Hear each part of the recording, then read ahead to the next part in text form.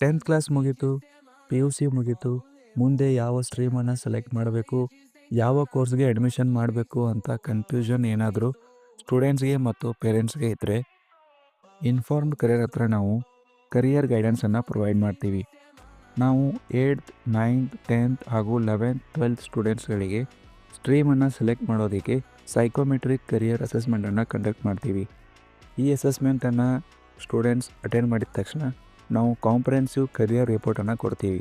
ಆ ರಿಪೋರ್ಟಲ್ಲಿ ನಾವು ಸ್ಟೂಡೆಂಟ್ಸ್ನ personality, learning style, career interest ಹಾಗೂ ಸ್ಕಿಲ್ಗಳನ್ನು ಐಡೆಂಟಿಫೈ ಮಾಡಿಬಿಟ್ಟು ಅದರ ಬೇಸ್ ಮೇಲೆ ಯಾವ ಕರಿಯರ್ಗಳು ಸ್ಟೂಡೆಂಟ್ಗೆ ಮ್ಯಾಚ್ ಆಗುತ್ತೆ ಅಂತ ಅನಲೈಸ್ ಮಾಡಿಬಿಟ್ಟು ನಾವು ನಿಮಗೆ ಎಕ್ಸಿಕ್ಯೂಷನ್ ಪ್ಲ್ಯಾನನ್ನು ಪ್ರೊವೈಡ್ ಮಾಡ್ತೀವಿ. ಇದರಲ್ಲಿ ನಿಮಗೆ ಯಾವ ಕನ್ಫ್ಯೂಷನ್ನು ಇರೋದಿಲ್ಲ. ನಿಮಗೆ ಕರೆಕ್ಟಾಗಿ ಒಂದು ಪಾತ್ವೆಯನ್ನು ಕೊಡ್ತೀವಿ. ನೀವು ಜಸ್ಟ್ ಅದನ್ನು ಫಾಲೋ ಮಾಡಿದ್ರೆ you will reach your dream career with 100% success.